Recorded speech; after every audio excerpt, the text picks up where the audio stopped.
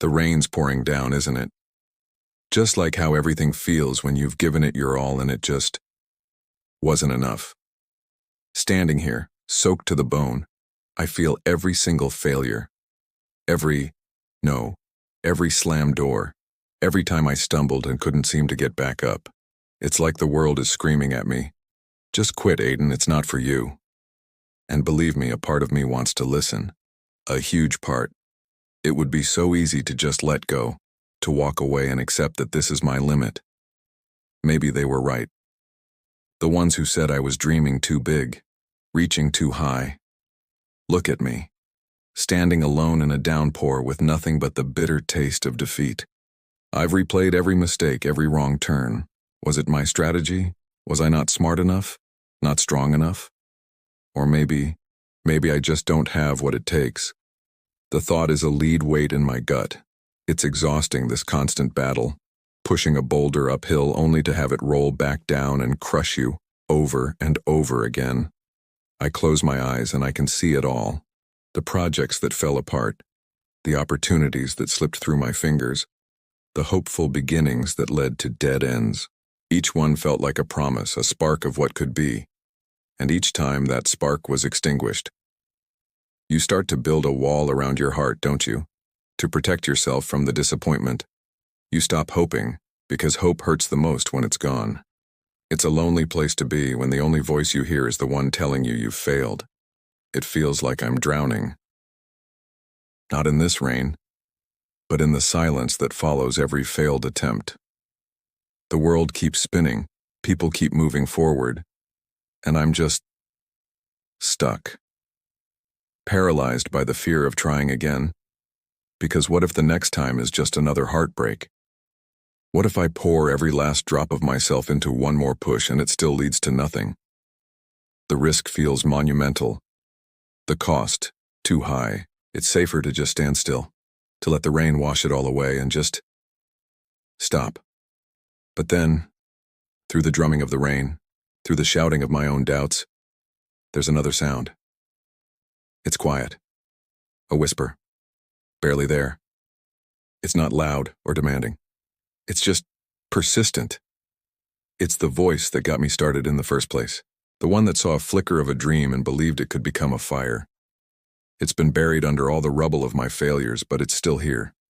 And it's saying something so simple, so infuriatingly stubborn. It's saying, don't stop. Just 2 words. Don't stop. And suddenly something shifts. The rain on my face doesn't feel like an attack anymore. It feels like a cleansing. What if failure isn't a wall but a doorway? What if every time I fell I was just learning how to land? This feeling, this exhaustion, it's not the end. It's the feeling of being at the very bottom. And from the bottom, there's only one way to go. I'm tired of losing. I'm tired of this story, so I'm going to change it. Standing here, I'm making a decision. This isn't where my story ends. This is where it truly begins. I don't know how yet, but I'm done with quitting. The first rays of dawn slice through the blinds, but I'm already awake. The world is still quiet, wrapped in the cool embrace of early morning. For most, this is a time for rest, for dreaming. For me, it's the start of a new battle. Every muscle in my body screams in protest as I force myself out of bed. The floor is cold against my bare feet, a stark reminder that this isn't going to be easy. Nothing worthwhile ever is. The air outside is crisp, and each breath feels like a tiny victory. I start to run. My lungs burn, my legs feel like lead, and every stride is a war against the part of me that wants to quit. To just lie down and let the world pass me by. This isn't about speed or distance, it's about taking that first step, and then the next and the one after that. It's about proving to myself that I can still move forward, even when it feels impossible. Back inside, sweat dripping onto the pages, I open a book. It's not just about training the body. The mind needs its own workout. The words on the page are a fortress against the nagging doubts that echo in the silence. Each sentence I read, each concept I grasp, is another brick in the wall I'm building around my spirit. It's a slow, painstaking process. There are moments when the letters blur, when my focus drifts, and the weight of my own expectations feels crushing. But I just take a deep breath, reread the line, and push on. Discipline isn't a burst of inspiration. It's the quiet, stubborn choice you make over and over again. It's lacing up your shoes when you'd rather stay in bed. It's turning a page when your mind is screaming for distraction. It's the silent promise you make to yourself in the dark, and the relentless effort you put in when the sun comes up. It's choosing the hard path today for a stronger tomorrow. This early struggle, this quiet grind before the world wakes up, this is where the real work is done. This is where change begins. Later in the day, I try again.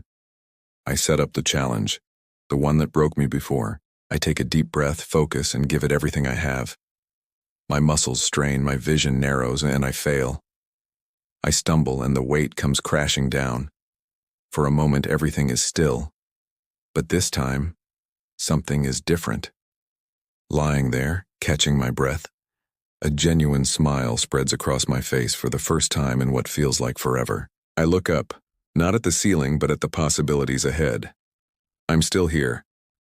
Have you ever felt like the world is just against you?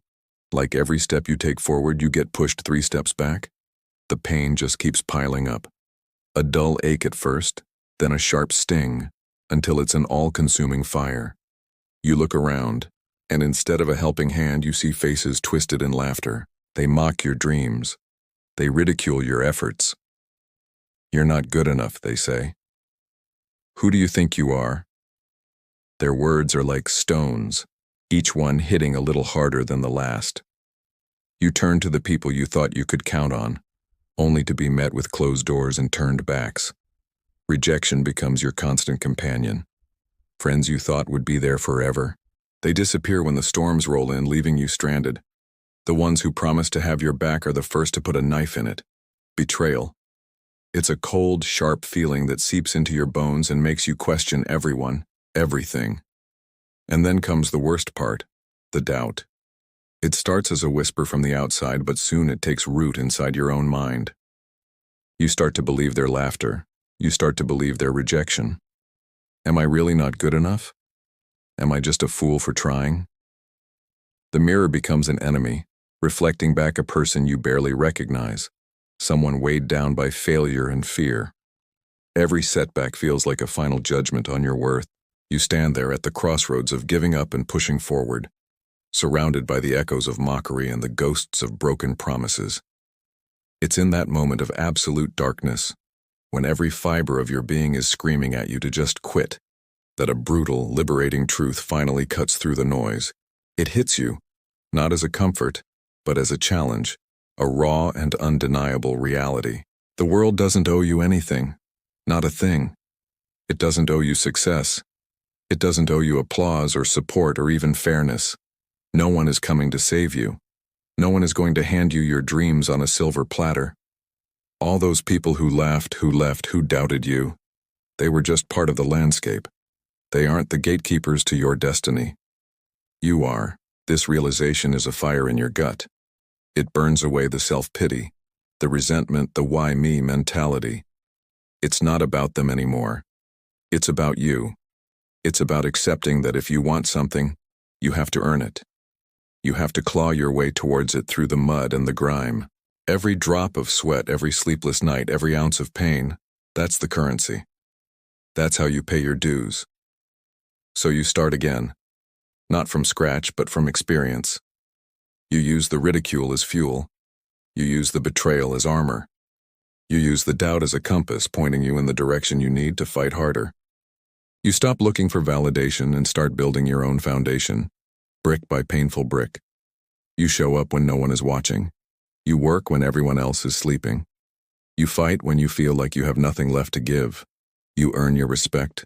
You earn your strength. You earn your victories, no matter how small. But the journey is never a straight line.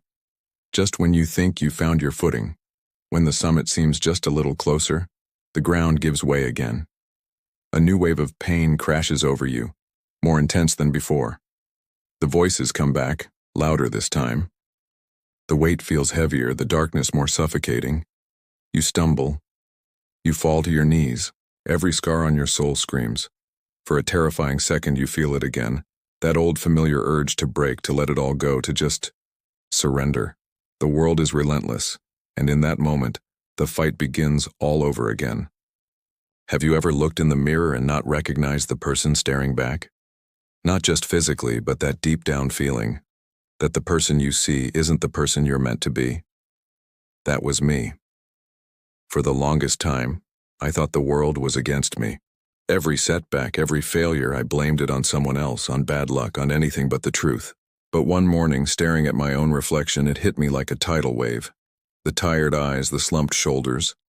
The fight wasn't with the world. It was with him. The guy in the mirror. He was the one holding me back. He was the one telling me I wasn't good enough, that it was easier to quit. And in that moment, I made a decision. I declared war. Not on anyone else, but on the self-doubt, the laziness, and the fear that had been my constant companions. The first step was the hardest. It wasn't about lifting a weight or running a mile. It was about changing my mind. I started waking up before the sun, not because I had to, but because I wanted to win the first battle of the day. Instead of hitting snooze, I'd tell myself, "Get up. This is your time." I swapped late-night doom scrolling for books that challenged my thinking. I started listening to people who inspired me, who had fought their own battles and won. Every negative thought that popped into my head, I'd challenge it. "You can't do this." "Oh yeah? Watch me." "It's too hard." Good. That means it's worth doing. It was a mental boot camp, reprogramming years of negative self-talk. It was exhausting, but for the first time, I felt like I was in the driver's seat of my own life. Then came the physical transformation, which was really just an extension of the mental one. The early mornings turned into runs, even when my lungs burned and every muscle screamed to stop. I remember those first few sessions in the gym, feeling weak, intimidated, completely out of place. I wanted to just walk out. But then I'd remember the guy in the mirror. I wasn't doing this to impress anyone else. I was doing this to defeat him. Every push-up was a push against procrastination. Every squat was a stand against weakness. The sweat wasn't just sweat. It was my old self melting away. I started fueling my body with good food, not as a punishment, but as an act of respect for the machine I was trying to build. There were days I failed, days I ate the junk food, skipped the workout. But the difference was, I didn't let one bad day become a bad week. I forgave myself and I showed up again the next day ready to fight. Slowly, almost without me noticing, things started to change. My clothes fit better. I could run a little farther, lift a little heavier. I started sleeping through the night and waking up with energy. People started to comment, "You look different. There's something about you." But the biggest change was internal. The constant noise of anxiety in my head started to quiet down. I was more focused, more present. I began tackling projects at work that I used to avoid, speaking up in meetings, pursuing hobbies I'd long forgotten. I was building momentum, one small, consistent choice at a time. It was a domino effect. Winning the battle in the morning made it easier to win the battle at the gym, which made it easier to win the battle at work. And then it happened. A small thing, really. Insignificant to anyone else, but monumental to me. I had been working on a personal project for months, something I'd started and stopped a dozen times before. This time I didn't stop. I pushed through the frustration, through the moments I was sure it was a failure. And one evening I finished it. I looked at the completed work, and a feeling washed over me that I hadn't felt in years. Pride. Genuine, unadulterated pride.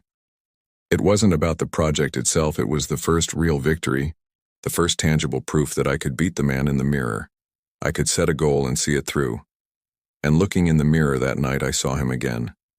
But this time, he wasn't an enemy. He was tired. He was still a work in progress, but he was smiling. And I smiled back. The war isn't over. It never really is. But now, I know I can win. It began as a small personal project, a way for me to process my own struggles. I was just trying to find my footing, to make sense of the noise in my own head. But then, something incredible happened. You all started showing up. Your comments, Your messages, your stories, they started pouring in. It was like a dam had broken, and I realized I wasn't alone in this. Not by a long shot. That realization changed everything. The momentum started to build, not just for me, but for us, as a community. It wasn't just my journey anymore, it was ours. I found myself reading your stories late into the night, feeling every bit of your frustration, your hope, your fight. And I knew I had to do more than just share my own experiences. I had to use what I'd learned to help.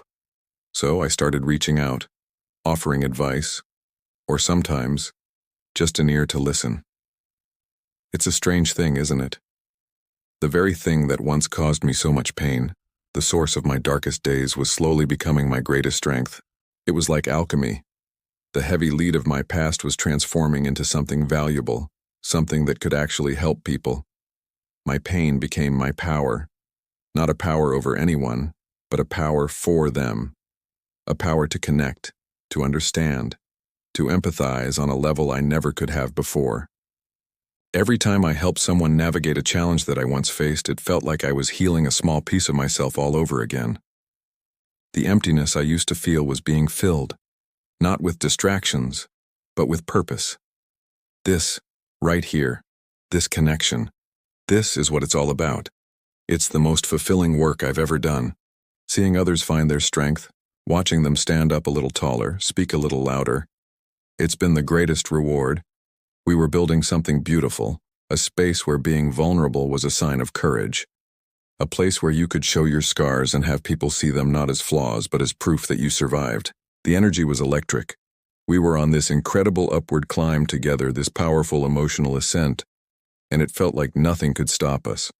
We were proving that it's possible to turn your wounds into wisdom. We were living proof. And then, just last week, I received a message. It wasn't like the others.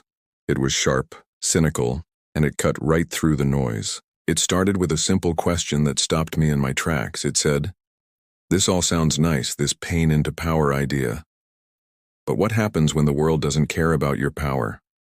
What happens when you've done all the work, healed all the wounds, and you step outside and the system is still rigged against you?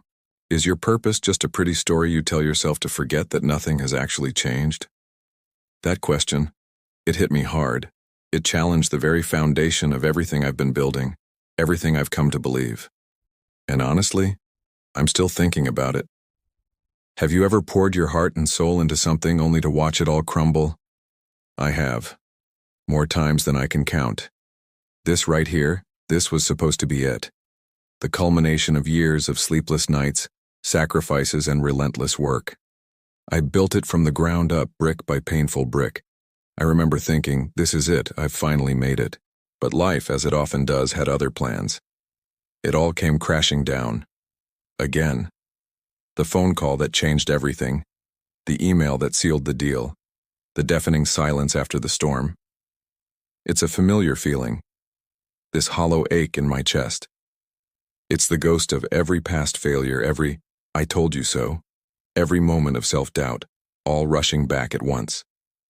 The world goes silent, and all you can hear is the sound of your own heart breaking. It's a pain that's so sharp, so visceral, you feel it in your bones. For a moment, I let it consume me. The despair, the anger, the overwhelming sense of loss. It's tempting to just lie down and let the waves of defeat wash over you. It's easy to give up. In the past, that's exactly what I would have done. I would have retreated, cursed my luck, and maybe even sworn off trying ever again. I would have let the failure define me. Let it become another scar that I'd hide from the world. The world tells you to quit when it gets hard. It tells you that you're not good enough, that you should have known better. And for the longest time I believed it. Each setback felt like a final judgment on my worth, my ability, my entire existence. I'd look in the mirror and see someone who just couldn't get it right. But something was different this time. As I stood there, amidst the wreckage of my latest dream, I felt the familiar sting of tears. I felt the weight of the world on my shoulders. But underneath it all, a different feeling began to stir. It wasn't hope, not yet. It was something harder, something forged in the fires I'd already walked through. It was resilience. I looked at the mess around me, and instead of seeing an end, I saw a starting line. I saw the foundation of what came before, not as a pile of rubble, but as a lesson. This time I didn't break down. I didn't quit. I stood up, taller than before. Yes, I was broken, but I was not shaken. The storm had passed, and I was still standing. Every failure, every heartbreak, every single time I got knocked down and had to pull myself back up, it wasn't for nothing. It was training. It was sharpening the steel in my spine. It was teaching me how to take a hit and stay on my feet. The pain was real, but so was the strength it had carved into me. I realized something profound in that moment. We spend so much time wishing for an easier path, praying that the obstacles will just disappear. But that's not how it works. The challenges don't shrink. We grow. The burdens don't get lighter. We get stronger. It was never about the world changing for me. It was about me changing for the world. So, as I took my first step forward, away from the ruins and toward whatever comes next, I smiled. It wasn't a happy smile, but it was a smile of understanding, of acceptance. Because nothing gets easier, I just got better. Have you ever felt like you've hit rock bottom? Like the world has thrown everything it has at you and you're just done? I've been there. I remember looking in the mirror and not recognizing the person staring back. The reflection was frail, defeated, a ghost of who I used to be. Every setback felt like a final blow, every criticism a confirmation of my deepest fears. The world seemed to be moving on, while I was stuck in the mud, sinking deeper with every struggle. It felt like I was destined to be a spectator in my own life, watching from the sidelines as my dreams faded into the distance. The easy path would have been to stay down, to accept defeat, to believe the whispers that said I wasn't good enough, strong enough, or worthy enough. And for a long time I almost did. I built a home in my own misery, decorating the walls with excuses and regrets. It's a comfortable prison, that place of self-pity. You know all the guards. You know the routine. But here's the thing about comfort zones. Nothing ever grows there. Then one day something shifted. It wasn't a lightning bolt or a sudden revelation. It was a quiet decision, a tiny spark in the dark. I decided I was tired of being tired. I was done being the victim in my own story. I realized that the only person who could truly save me was me. The journey back wasn't a sprint. It was a grueling, painful crawl through the very mud that tried to drown me. The first step was just that, a single step. Getting up when every muscle screamed in protest, facing a fear I had been avoiding for years. It was messy. I stumbled. I fell. A lot. There were days I wanted to quit. Days I cried in frustration. Days I was convinced I had made a mistake.